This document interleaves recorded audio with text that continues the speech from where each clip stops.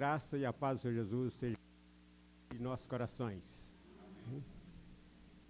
Irmãos, eu vou pedir à igreja para estarmos repetindo, não vou dizer repetir, não, que repetir até o pássaro repete, né? Mas vamos estar expressando juntamente com o salmista Davi, o primeiro versículo do Salmo 122.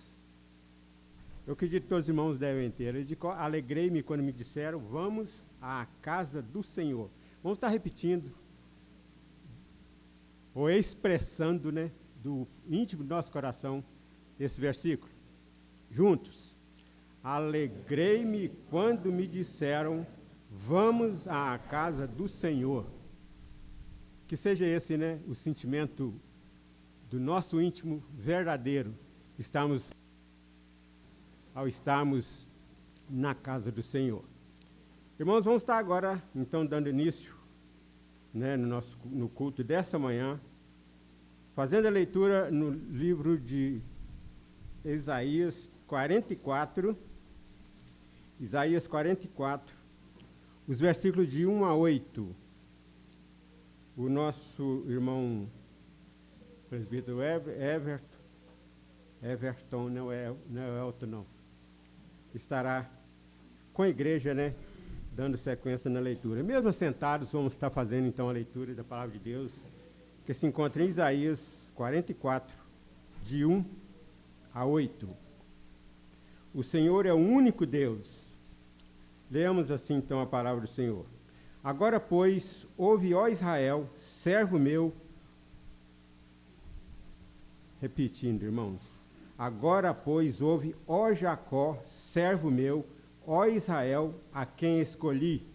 Assim diz o Senhor, que te criou e te formou desde o ventre e que te ajuda. Não temas, ó Jacó, servo meu, ó amado, a quem escolhi.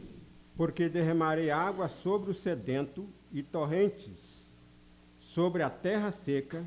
Derramarei o meu espírito sobre a tua posteridade e a minha bênção sobre os teus descendentes. E brotarão como a erva, como salgueiro junto às correntes das águas. Um dirá, eu sou do Senhor. Outro se chamará do nome de Jacó. O outro ainda escreverá na própria mão, eu sou do Senhor. E por sobrenome tomará o nome de Israel. Assim diz o Senhor, Rei de Israel, seu Redentor, o Senhor dos Exércitos. Eu sou o primeiro, eu sou o último, e além de mim não há Deus. Quem há, como eu, feito predições desde que estabeleci o mais antigo povo? Que o declare e o exponha perante mim, que esse anuncie as coisas futuras, as coisas que hão de vir. Não vos assombreis, nem temais, acaso desde aquele tempo não vô-lo fiz ouvir, não vô-lo anunciei? Vós sois as minhas testemunhas. Há outro Deus além de mim? Não há outra rocha que eu conheça. Amém. Irmãos, eu vou estar pedindo ao nosso irmão José Sabino para estar fazendo uma oração para iniciando o culto dessa manhã.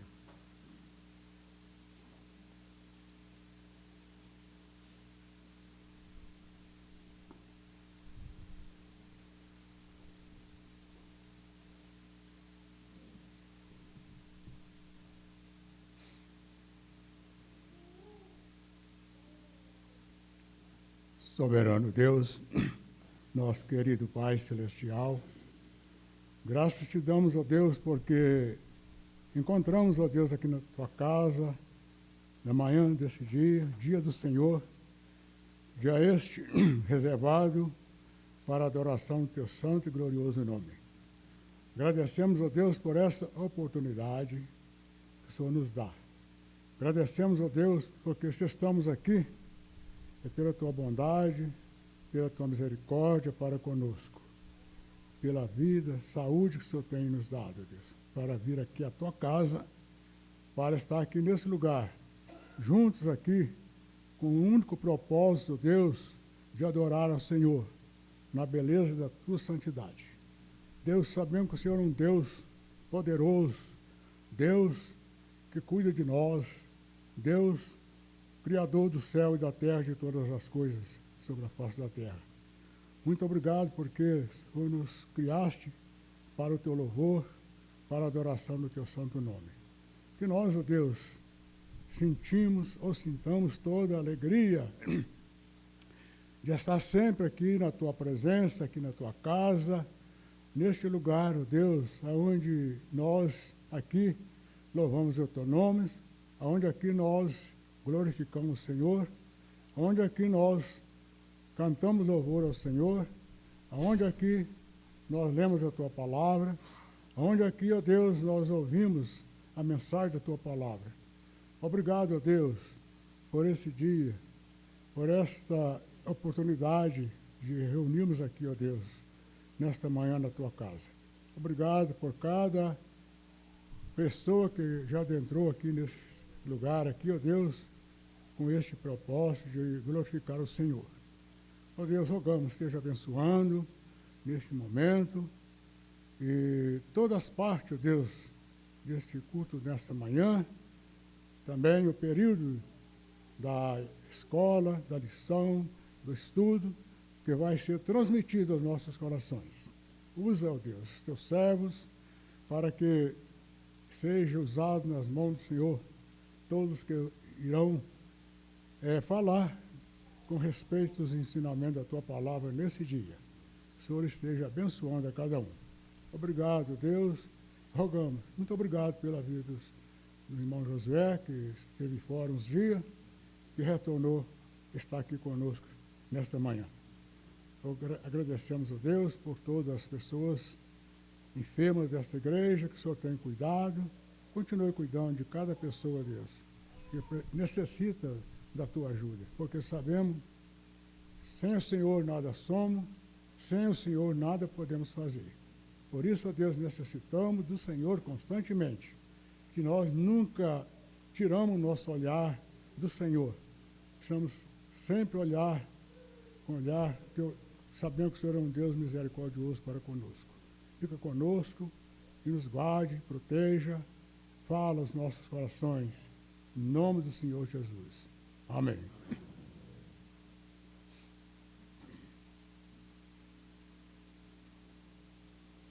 Irmãos, vamos estar agora com nossos irmãos do grupo de música, cantando o hino de número 14, nossos hinários, hino de número 14.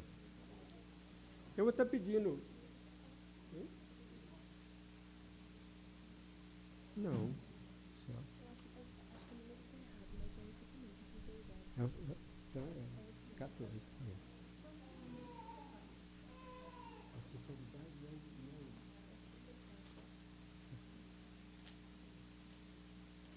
Eu não consigo. Isso. Irmãos, o número do hino é o 74. Ficou errado aqui, só o número. Eu, sinceramente, não consegui. É o 74 de nossos hinários. Mas o título é o mesmo, Sinceridade. Eu vou pedir à igreja que se coloque de pé, para estarmos cantando esse hino, com toda, né, a alegria e com a força de nosso corpo.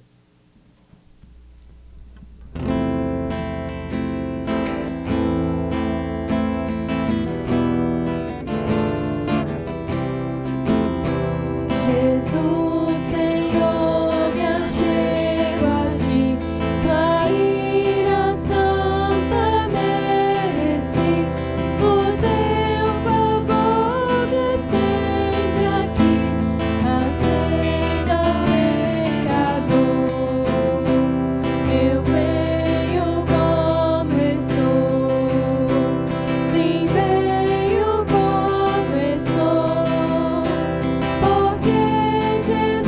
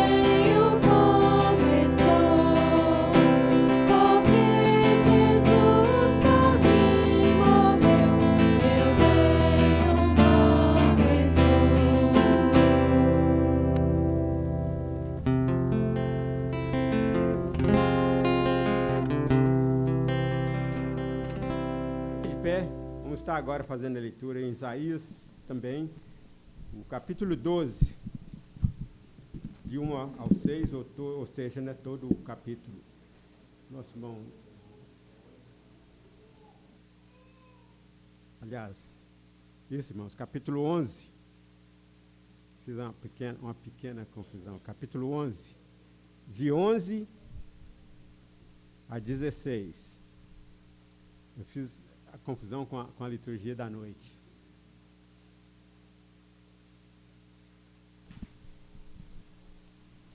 Isaías capítulo 11, versículo de 11 a 16. Vamos estar lendo assim a palavra de Deus. Naquele dia, o Senhor tornará a estender a mão para resgatar o restante do seu povo que for deixado da Síria, do Egito, de Patros, da Etiópia, de Elão, de Sinar, de Amate e das terras do mar. Levantará um estandarte para as nações, ajuntará os desterros de Israel e os dispersos de Judá, recolherá desde os 4 confins da terra. Afastar-se-á a inveja de Efraim, e os adversários de Judá serão eliminados. Efraim não invejará a Judá, e Judá não oprimirá a Efraim. Antes voarão para sobre os ombros dos filisteus ao ocidente, juntos despojarão os filhos do oriente, contra Edom e Moabe lançarão as mãos, e os filhos de Amon lhe serão sujeitos. O Senhor destruirá totalmente o braço do mar do Egito, e com a força do seu vento moverá a mão contra o Eufrates, e ferindo-o, dividi-lo-á em 7 canais, de sorte que qualquer o atravessará de sandálias. Haverá caminho plano para o restante do seu povo, que for deixado da Assíria, como houve para Israel, no dia em que subi da terra do Egito. Amém. A igreja pode se sentar, e vamos estar tendo nesse momento a oportunidade de estarmos silenciosamente confessando os nossos pecados ao Senhor. Vamos estar aguardando que os irmãos tomem seus lugares.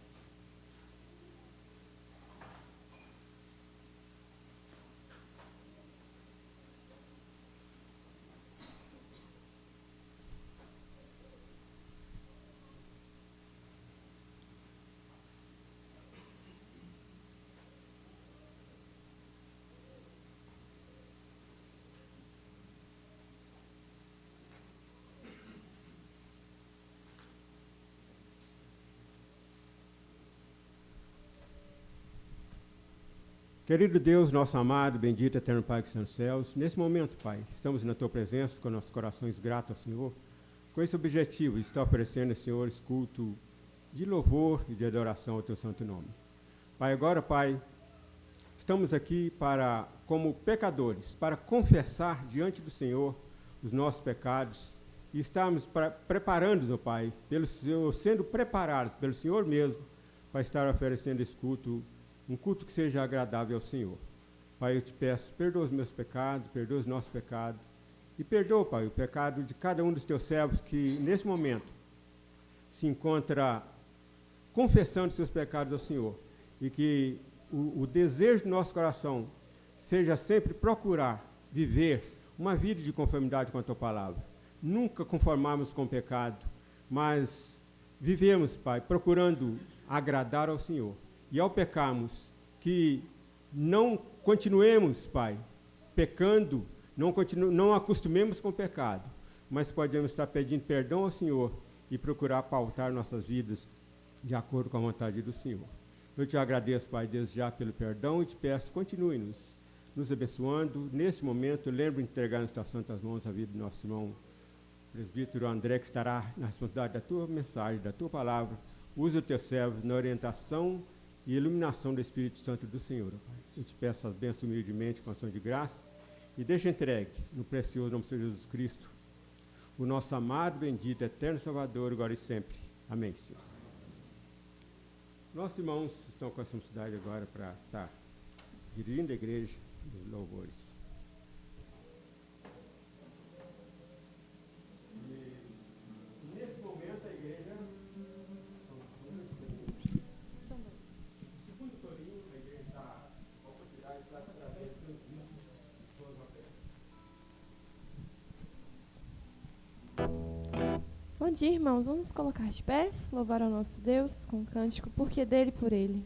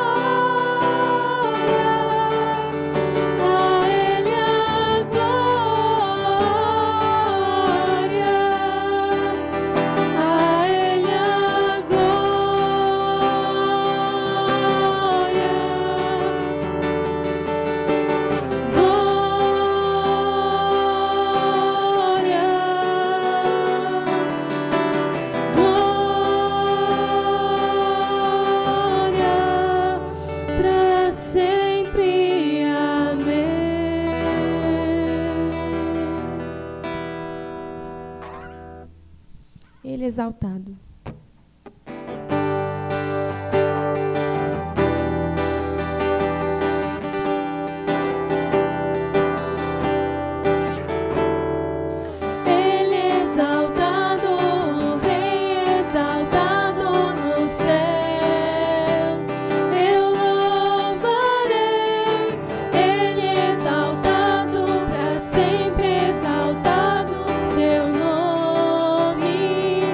Glória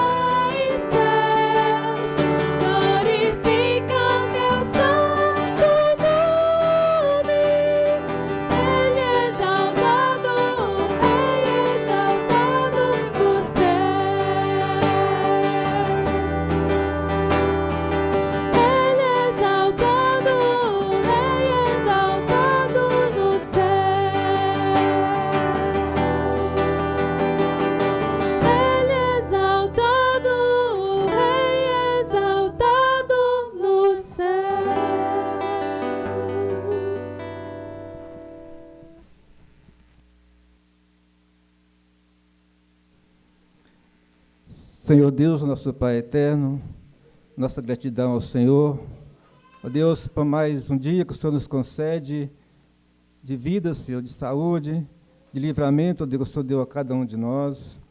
E agora, Senhor, nós estamos na Tua presença para estarmos, Senhor, te louvando, adorando, exaltando o Teu santo nome. Ó Deus de amor, de bondade, aceita, Senhor, nosso louvor, esse culto, ó Deus, que é prestado ao Senhor.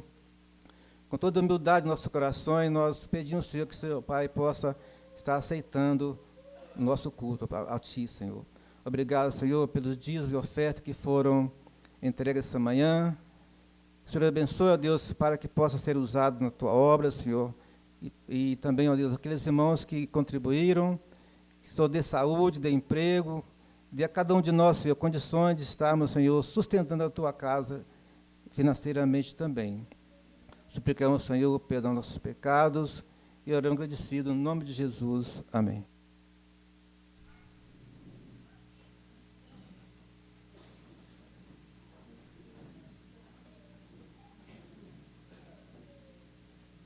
Muito bem, irmãos. Agora vamos estar juntos, né, fazendo a leitura da pergunta de número 159 do Catecismo Maior de Westminster. Vamos estar fazendo junto a leitura da pergunta e também da resposta. O irmão vai estar projetando ali.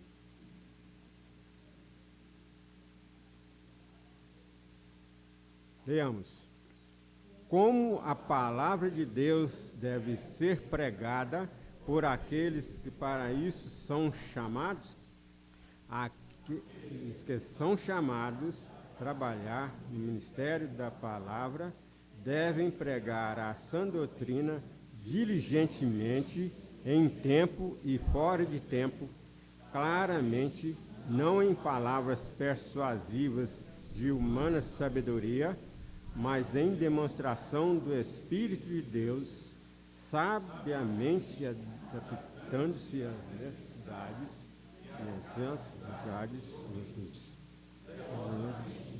com amor fervoroso para com Deus e para com as almas de seu povo, sinceramente, tendo por alvo a glória de Deus e procurando converter, edificar e salvar as almas. Amém. Nós vemos aqui na responsabilidade do pregador, mas isso aqui, de maneira nenhuma, exime a nossa responsabilidade de ouvinte, viu, irmãos? Vamos estar, né, valorizando a palavra de Deus com toda a nossa reverência, recebendo, então, nesse momento, a palavra de Deus. Nosso irmão André está com a palavra.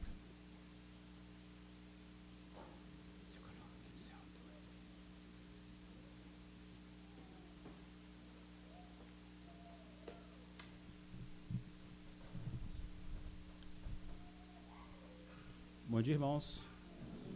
Graça e paz. Nós daremos prosseguimento hoje à série que iniciamos em Sofonias.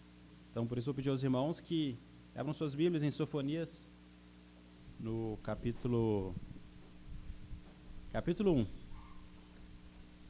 No mês passado nós lemos bem pouco do capítulo. Hoje nós leremos o dobro.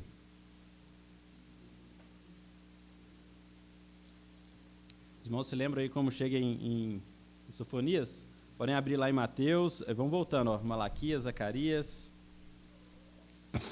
Ageu e Sofonias. Nós leremos o versículo 2 e o versículo 3.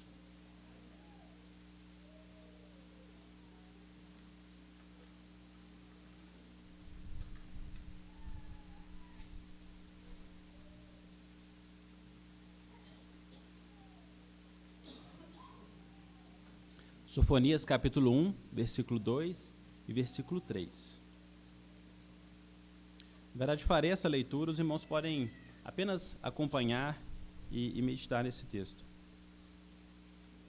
De fato, consumirei todas as coisas sobre a face da terra, diz o Senhor. Consumirei os homens e os animais, consumirei as aves do céu e os peixes do mar, e as ofensas com os perversos, e exterminarei os homens de sobre a face da terra, diz o Senhor. Vamos fechar nossos olhos, ir ao Senhor mais uma vez em oração.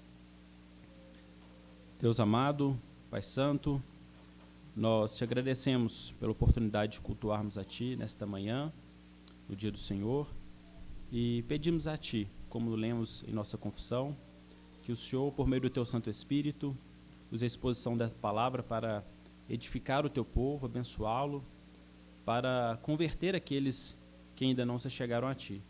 Que o Senhor se opere para a honra e glória do Teu nome. E assim oramos em nome de Cristo Jesus, o Teu amado Filho. Amém.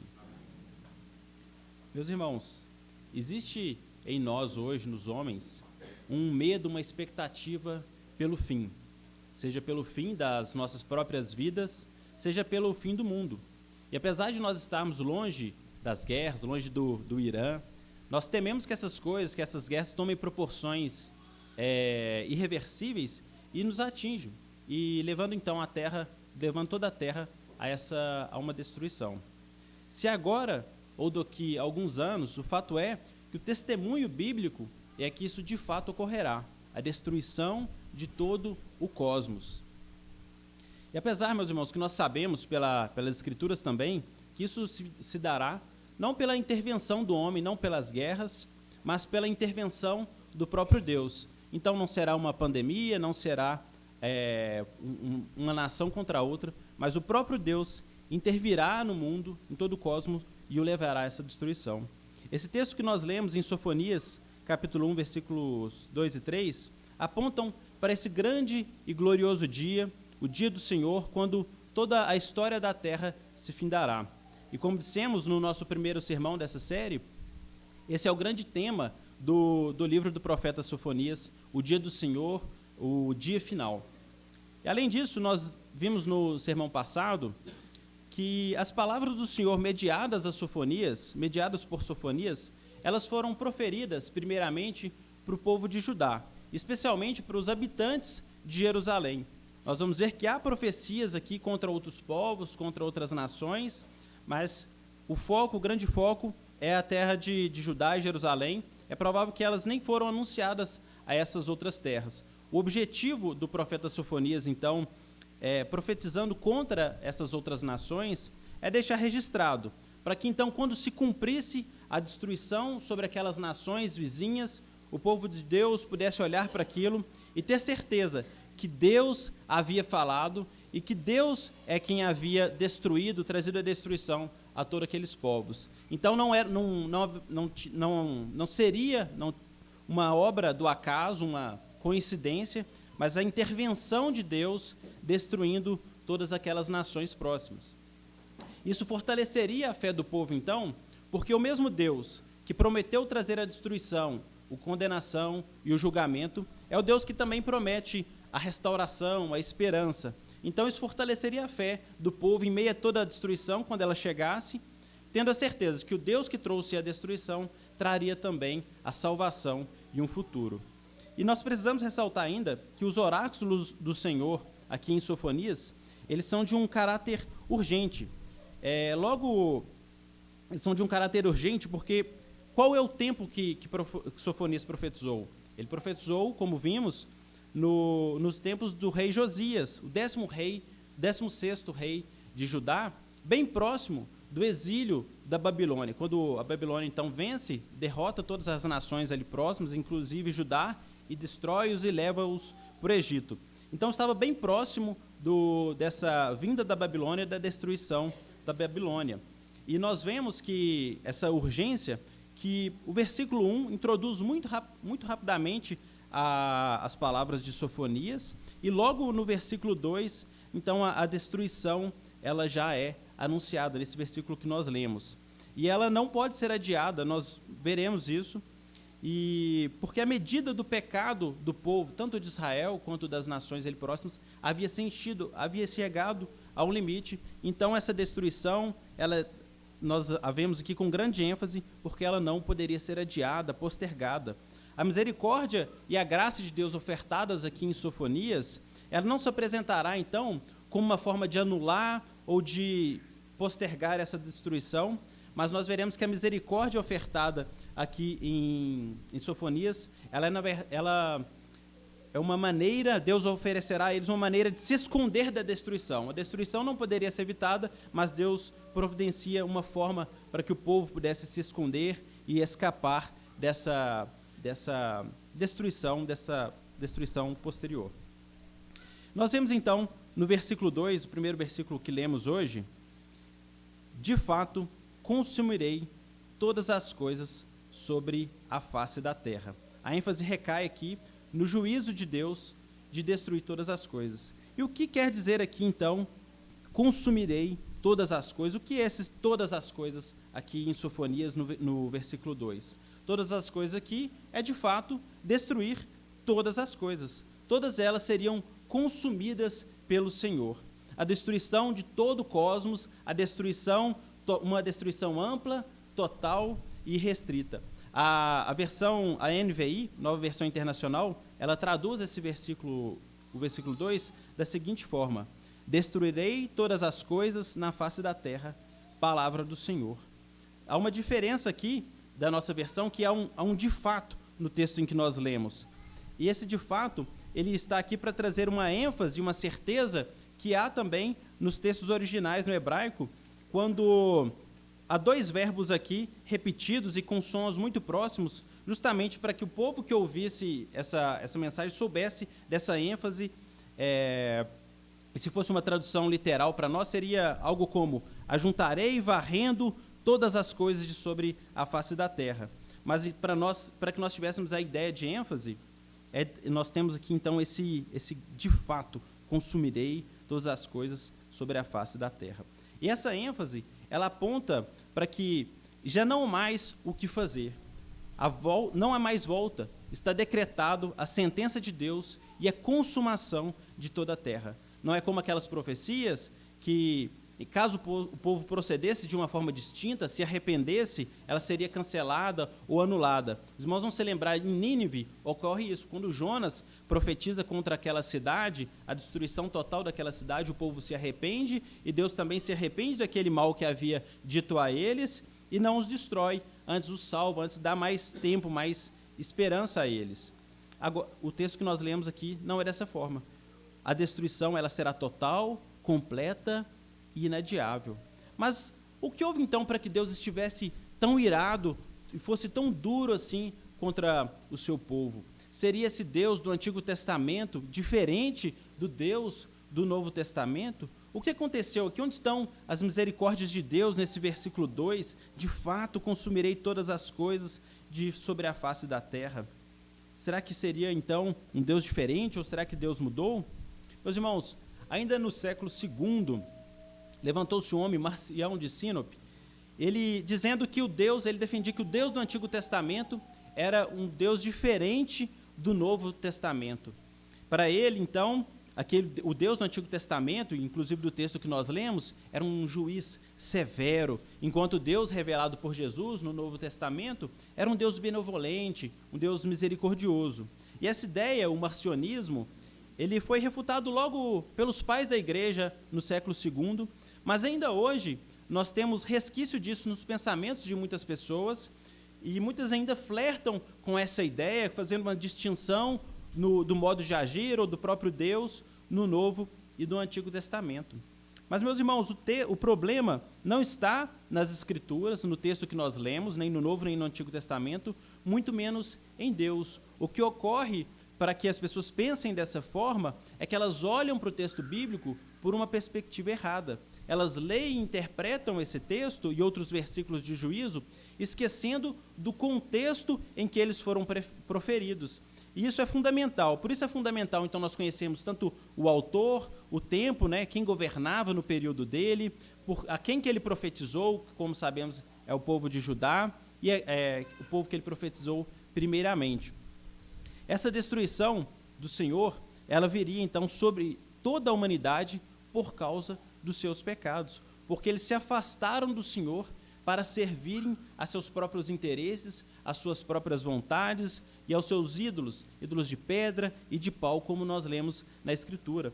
Lembre-se de toda a história que nós encontramos aqui na própria Bíblia. Desde a Torre de Babel, os homens estão entregues à corrupção. Mesmo os descendentes de Abraão, de Isaac e de Jacó, eles pecam repetidamente contra Deus. No Êxodo mesmo, nós podemos lembrar que o próprio povo de Deus queria voltar ao Egito, Deus os salvando, Deus os resgatando, com o braço forte e mão estendida, mas eles querendo voltar para o Egito, com saudades do Egito.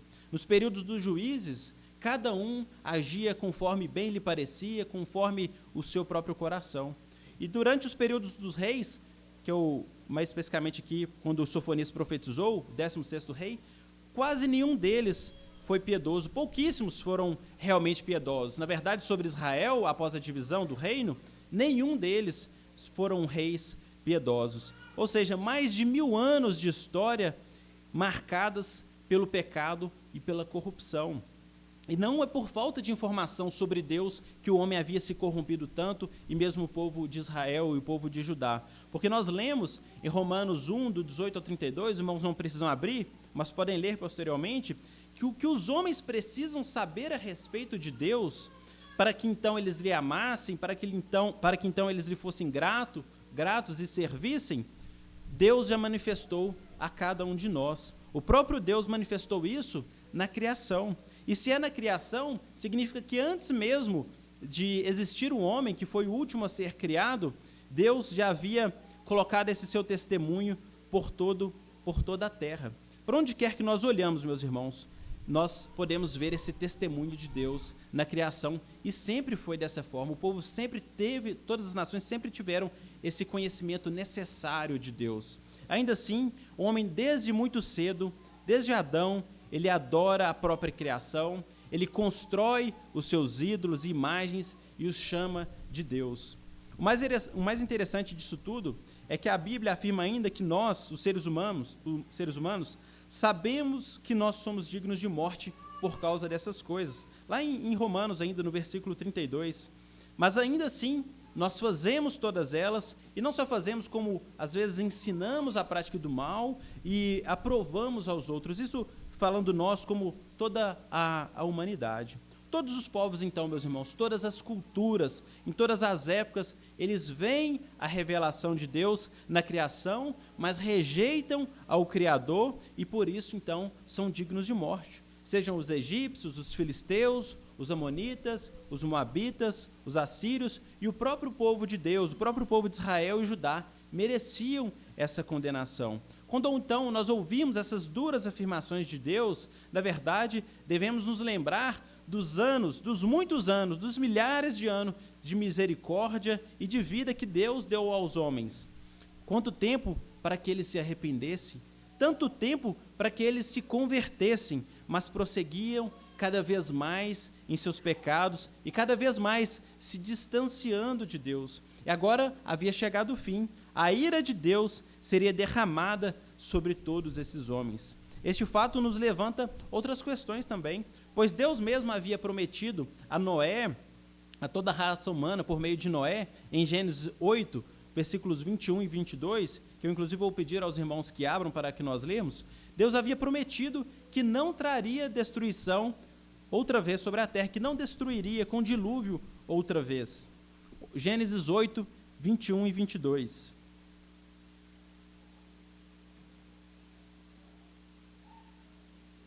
Se Deus havia prometido isso, então, a Noé, em Gênesis 8, 21 e 22, por que ele fala e menciona essa destruição aqui agora?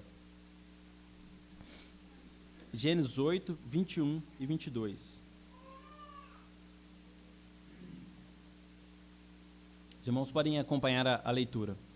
E o Senhor aspirou o suave cheiro e disse consigo mesmo. Aqui, Noé havia oferecido um sacrifício e Deus havia aspirado esse cheiro.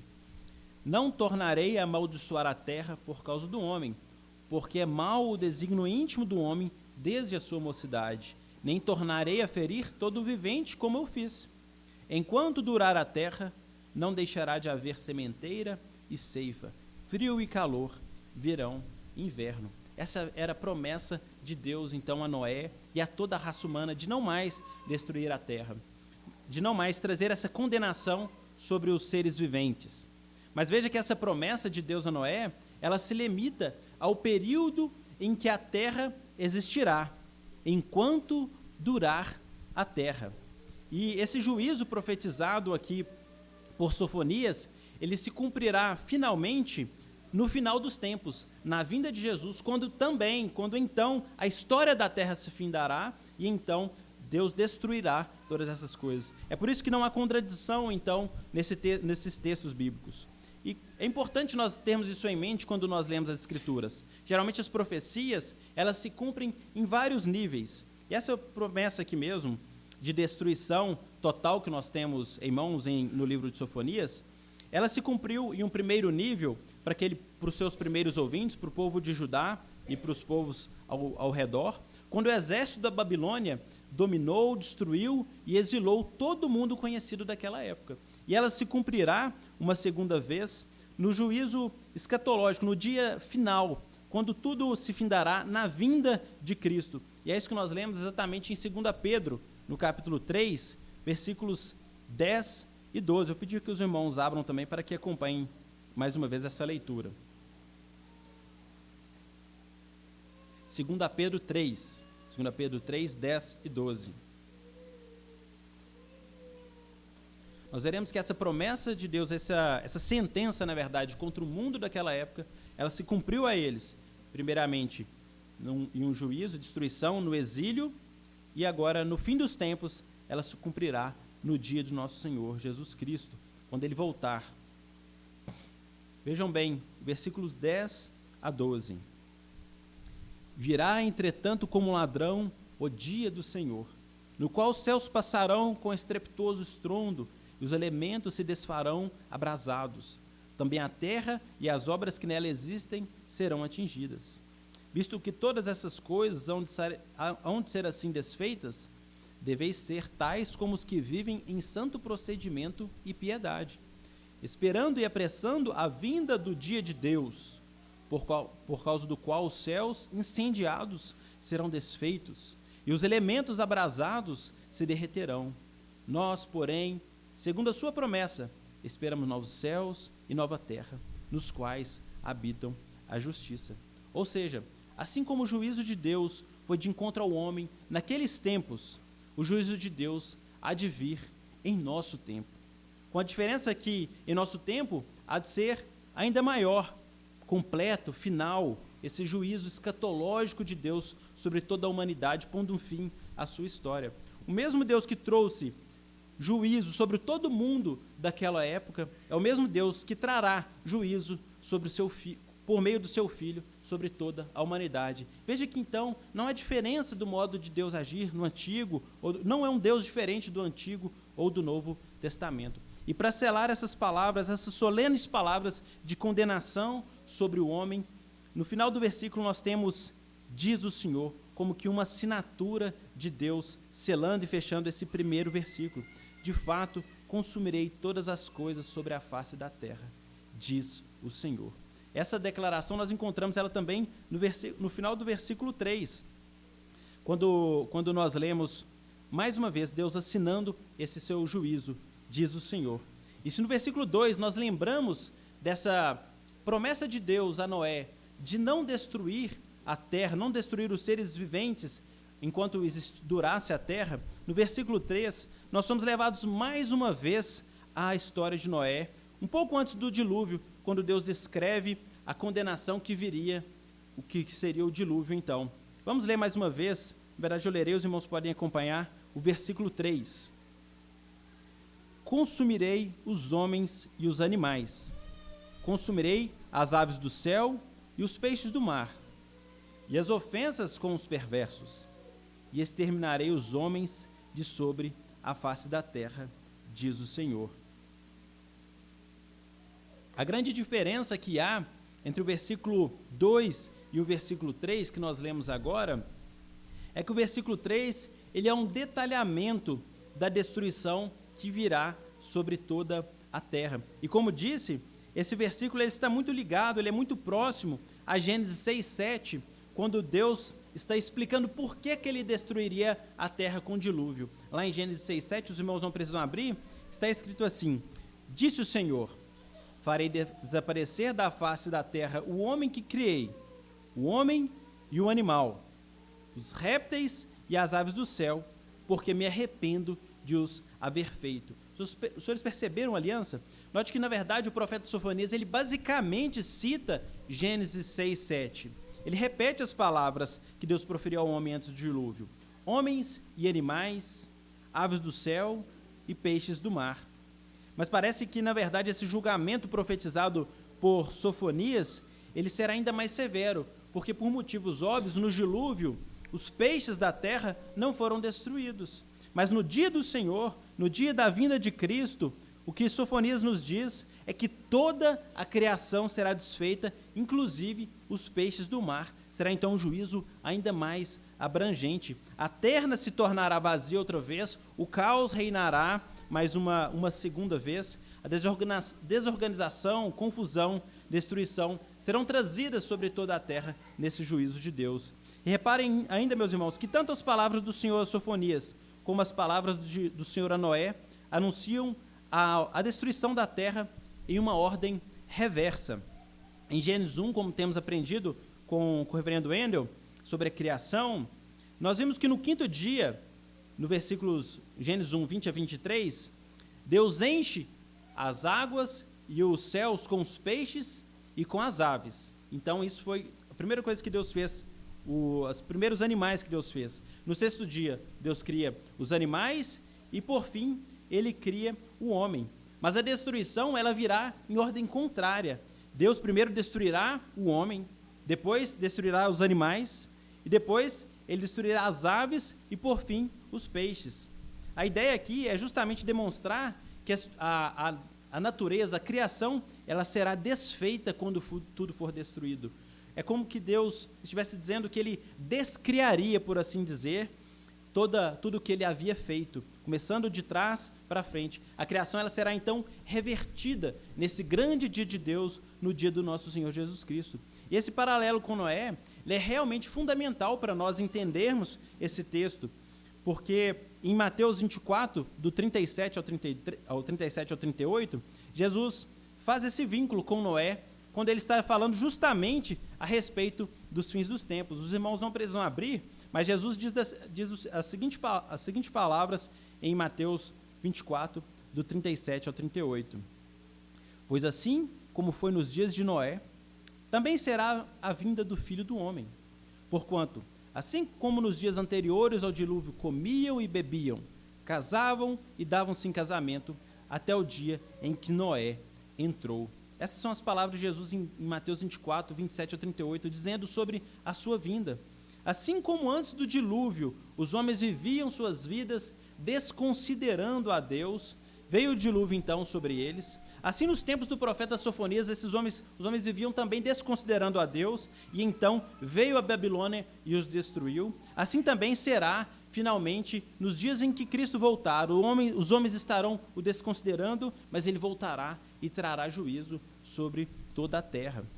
Mas o versículo prossegue então, após esse paralelo com o texto de Gênesis, sobre os animais, os homens e os peixes que seriam destruídos, e há aqui a menção então à destruição das ofensas com os perversos, bem no meio do versículo 3. Os perversos, nós sabemos bem quem são, os ímpios que serão exterminados por Deus naquele grande dia. Mas o que seria então exterminar as ofensas? O que isso significa? Outras traduções se referem a esse termo como escândalos, destruir aos escândalos e aos ímpios, os escândalos e os perversos. O que seriam então esses escândalos? O que seriam essas ofensas que serão destruídas também naquele grande e último dia? E para entendermos melhor qual o significado dessa palavra, desse termo, ofensas ou escândalos, nós podemos mais uma vez ver o que Jesus diz em Mateus 13, 41, porque ele se refere a esse texto, ele cita a esse texto, justamente quando ele está interpretando a sua parábola do joio e do trigo, em que os anjos tomarão o joio e lançarão fora, e o trigo será salvo.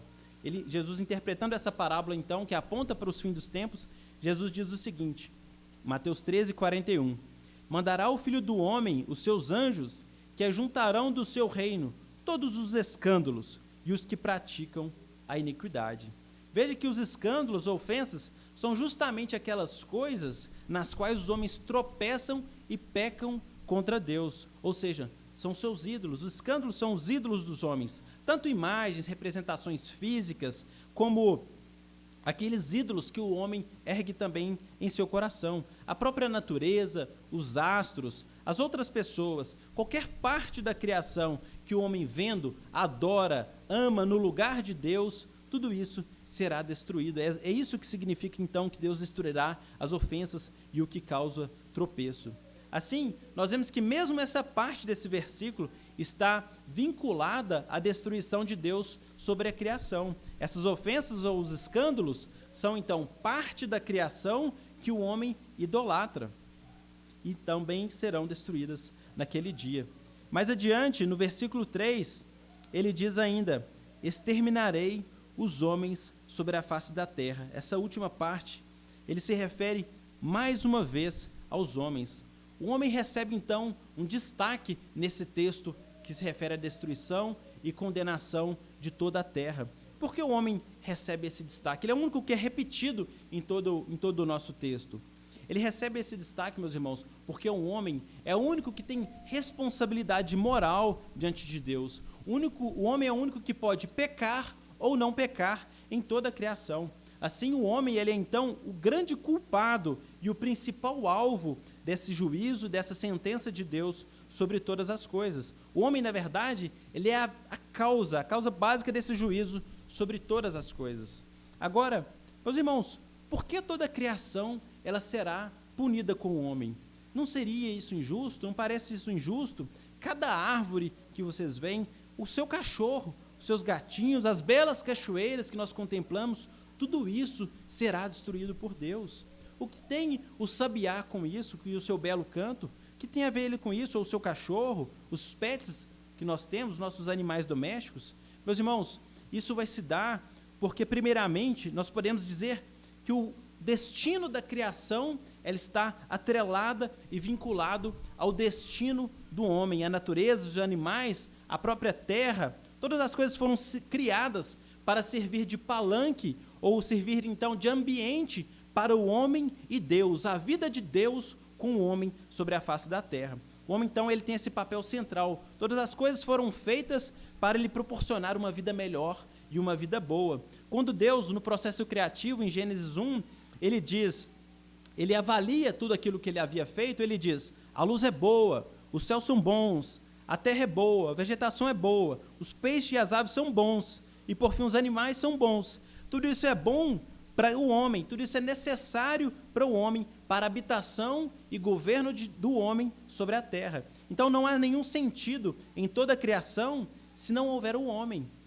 E por isso que nós podemos dizer então que o destino da natureza está atrelado, ligado, entrelaçado com o destino dos homens. E conversava com o pastor antes do sermão sobre um texto em Josué, no capítulo 7, em que essa condenação do homem, de todas as coisas, de toda a terra, com os homens é evidenciada. Acã, ele peca contra o Senhor. Israel está em suas incursões contra outros povos, e tudo deveria ser destruído, tudo daquelas outras nações, mas Acã, ele pega o ouro, uma capa, e guarda e esconde em sua tenda. Israel passa a ser destruído por isso. Deus para de vencer as vitórias, dar vitórias, vencer as guerras de Israel. Então o povo pergunta por quê? E então Deus revela que havia pecado no meio do povo, e o pecado era justamente esse, de Acã. E quando Acã vai ser condenado, e esse é o paralelo com o texto que nós lemos, olhem bem, Josué 7, 24 ao 26. Olhem bem a condenação sobre Acã, sobre a vida de Acã. Então Josué e todo Israel com ele tomaram Acã, filho de Zerá, e a prata e a capa e a barra de ouro. Isso aqui ele havia pecado guardando essas coisas, tomando essas coisas que deveriam ter sido destruídas e deixadas de lado. E que nós podemos dizer, inclusive, que são os escândalos, as ofensas por meio das quais ele peca contra o Senhor. E o texto prossegue então que a prata e a capa e a barra de ouro e seus filhos e suas filhas e seus bois e seus jumentos, suas ovelhas, sua tenda e tudo quanto tinha, e levaram-nos para o vale de Acor. Ou seja, eles pegam Acã, a sua mulher, os seus filhos, os seus animais, não param por aí, pegam as tendas, pegam tudo dele, pegam todas as coisas e levam para esse vale de Acor. E o que eles fazem então com todas essas coisas e com Acã? Vejam bem, o versículo 25 diz, diz Josué, por que nos conturbaste? O Senhor hoje te conturbará. E todo Israel o apedrejou, e depois de apedrejar, queimou-os. Veja então essa relação entre a destruição e a condenação do homem ali por seu pecado como representante, a condenação de sua família mesmo, a condenação da terra e de tudo o que ele possuía. Isso mostra-nos esse vínculo que há entre o homem e os seus bens, entre a terra e o homem, especialmente porque o homem foi colocado para ser o governador de todas as coisas. Então, meus irmãos, concluindo, fechando esse texto, nós podemos ver, e esse texto nos convida a ver, a malignidade dos nossos pecados. Veja, meus irmãos, quanto o nosso pecado ele é destrutivo, quanto o nosso pecado ele é mau e ofensivo a Deus. O Criador simplesmente destruirá tudo o que fez, tudo o que criou, para que nós então habitássemos e nos relacionássemos com Ele. Ele vai destruir tudo isso por causa do meu e do seu pecado. As próprias construções dos homens, nossos grandes e imponentes prédios, nossos grandes feitos, as cidades, tudo se tornará em pó, será aniquilado. As belas flores, as florestas, os jardins, as nossas praias, nós tanto amamos, tudo isso será destruído. Os animais, as aves que voam no céu, os peixes nas águas, os nossos pets, os animais domésticos serão completamente aniquilados pelo Senhor. Sabe o seu vizinho, meu irmão, aquele seu amigo, aquele seu familiar que ainda não se rendeu aos pés de Cristo, ou você mesmo, caso não tenha se decidido por Cristo, Deus também destruirá naquele grande dia. Quão terrível, então, meus irmãos, são os nossos pecados para trazerem tal destruição sobre toda a face da terra, sobre a humanidade e os animais e toda a natureza. Mas algo irônico em tudo isso, em todo esse relato, é que um dos principais motivos pelos quais Deus levará à destruição de todas essas coisas é que nós somos apegados demais a elas. Fazemos dela, da nossa criação, de toda a criação, o nosso ídolo, as nossas ofensas, os nossos escândalos, como o texto nos diz. Nós nos apegamos ou lidamos mal com as construções, com as riquezas, com as posses, mas Deus destruirá tudo isso será aniquilado. Nós nos apegamos ou temos relações distorcidas com a natureza, com as belas paisagens, a praia. Às vezes toda a vida do homem, ela gira em torno disso, ele chegar nas férias e poder viajar. Esse é o ídolo do coração. Nós facilmente idolatramos essas coisas. Não necessariamente, mas muito facilmente nós idolatramos essas coisas. Os animais, então, alguns maltratam, matam eles supostamente punindo, enquanto outros os tratam como se fossem homens, ou mais importante do que homens. Veja então como nós lidamos mal com os animais, com essa terra que Deus nos deu para que nós dominássemos, como nós lidamos mal com todas essas coisas. Nós lidamos mal com o nosso próximo, nós o ofendemos, nós invejamos em nossos corações. Quando é possível, às vezes o homem oprime ao seu semelhante, ele cobiça, e ainda todo o mal da promiscuidade, seus relacionamentos promíscuos entre si. São esses os nossos ídolos, irmãos, que trarão destruição sobre toda a terra. Por causa deles, Deus destruirá toda a terra. São eles os prazeres dos olhos, os prazeres da carne e a soberba da vida, como nós podemos ler em 1 João 2,16. Tudo isso será inevitavelmente destruído.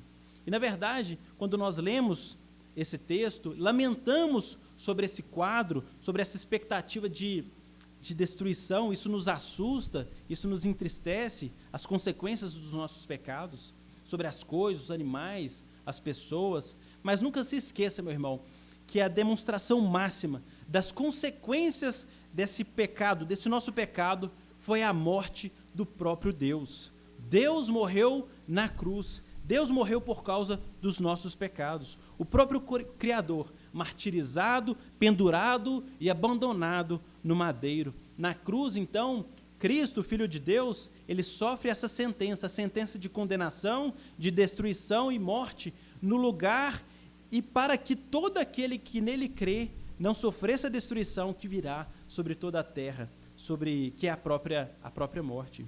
E não somente para salvar os que têm fé, mas também para recriar todas as coisas. Foi isso que nós lemos lá em 2 Pedro, e é isso que nós podemos ler em Romanos, no capítulo 8. Eu vou pedir que os irmãos abram mais uma vez, Romanos, capítulo 8, 18 e 25, do 18 ao 25. Nós veremos que assim como em Noé houve salvação para a criação por meio da arca, a criação também foi com Noé ali, partes da criação. Em Sofonias, um remanescente sobreviveu, por mais que no exílio. Aqui em 2 Pedro também nós lemos que haverá uma nova criação, novos céus e nova terra. Vejam bem então, Romanos, no capítulo 8, do 18 ao 25. Porque, para mim tenho por certo que os sofrimentos do tempo presente não podem ser comparados com a glória a ser revelada em nós. A ardente expectativa da criação aguarda a revelação dos filhos de Deus. Pois a criação está sujeita à vaidade, não voluntariamente, mas por causa daquele que a sujeitou, na esperança de que a própria criação será redimida do cativeiro da corrupção para a liberdade da glória dos filhos de Deus. Porque sabemos que toda a criação a um só tempo geme e suporta angústias até agora. E não somente ela, mas também nós, que temos as primícias do Espírito, igualmente gememos em nosso íntimo, aguardando a adoção de filhos, a redenção do nosso corpo. Vou ler até o versículo 23 apenas. Desse modo, meus irmãos, vejamos quão terrível é o nosso pecado e a morte, a destruição que nós merecemos por causa deles. Vejamos especialmente a graça de Deus em Cristo Jesus, proporcionando livramento e salvação por meio de seu próprio Filho. Que nós então, meus irmãos, abandonemos os nossos ídolos perecíveis e que serão todos aniquilados, amemos e sirvamos a Deus e ao nosso próximo, e façamos isso com todo o nosso coração, para que então, no fim de todas as coisas, naquele grande dia do Senhor, nós sejamos escondidos por Deus. E aliás, esse é justamente o significado do nome Sofonias, aquele que Deus esconde. Meus irmãos, se esconda em Deus então, e conclame ao seu próximo, para que se esconda em Deus também, para que naquele grande dia sejamos salvos, e não estejamos entre aqueles que serão destruídos e aniquilados com toda a criação. Creemos em Deus e supliquemos a Ele por sua graça, por sua misericórdia. Eu vou convidar os irmãos para que fiquem de pé, para que nós façamos justamente isso nesse momento, para que oremos ao Senhor e clamemos a Ele por sua misericórdia sobre nós.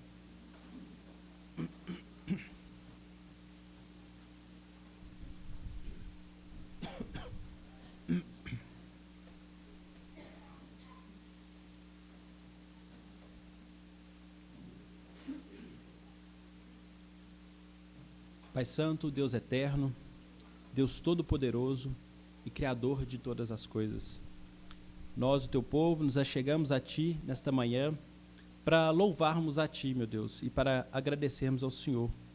Porque apesar de nossos muitos pecados e apesar de vermos a grande condenação que nós merecíamos, que inclusive cairá sobre toda a terra, apesar de tudo isso, o Senhor, por meio de Cristo Jesus, nos salvou. Na verdade, o Senhor lançou sobre ele a destruição, a morte, toda a penalidade que havia de cair sobre aqueles que creem no Teu Filho.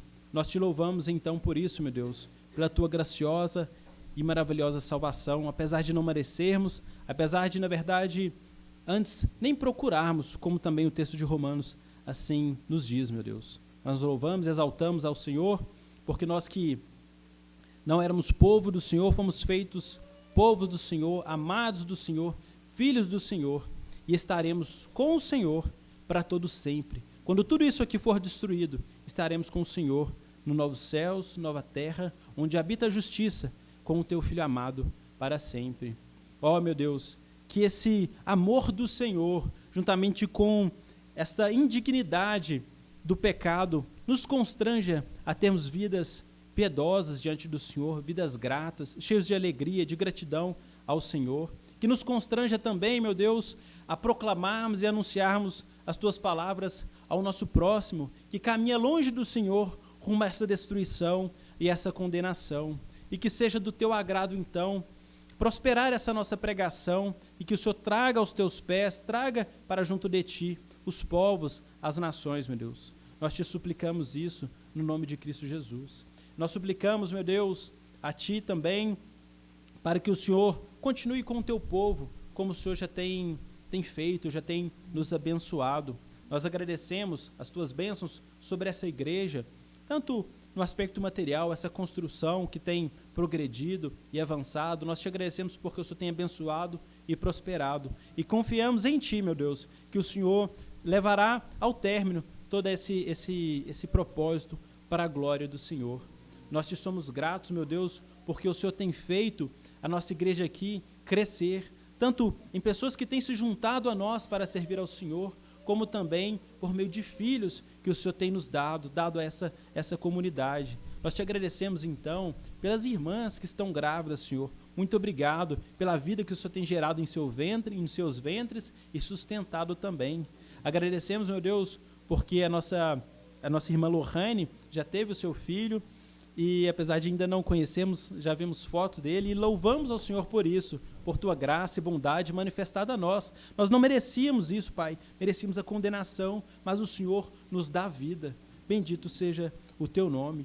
Pai Santo, nós ainda oramos por aqueles que andam entristecidos pelas dificuldades e oposições que temos enfrentados. Às vezes a inflação mesmo nos atormenta e aflige os irmãos que trabalham por conta própria, mas que o Senhor possa abençoá-los e prosperá-los em seus trabalhos, possa prover a saída para eles nesses tempos difíceis.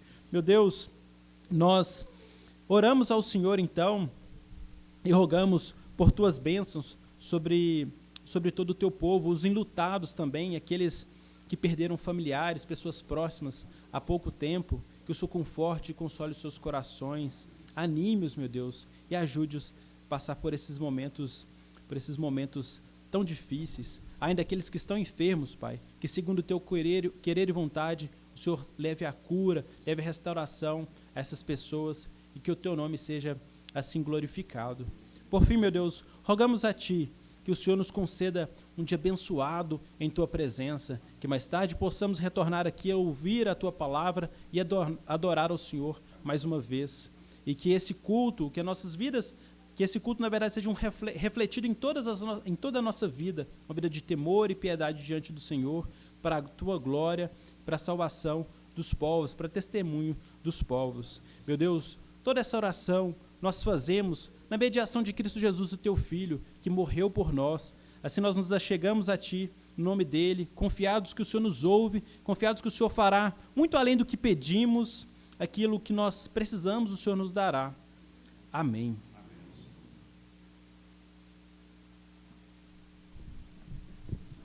Queridos irmãos, que a graça do nosso Senhor e Salvador Jesus Cristo, que o amor de Deus, o Pai, e que as ternas consolações do Espírito Santo do Senhor sejam sobre todos nós, sobre todo o povo de Deus, hoje e para todo sempre. Amém.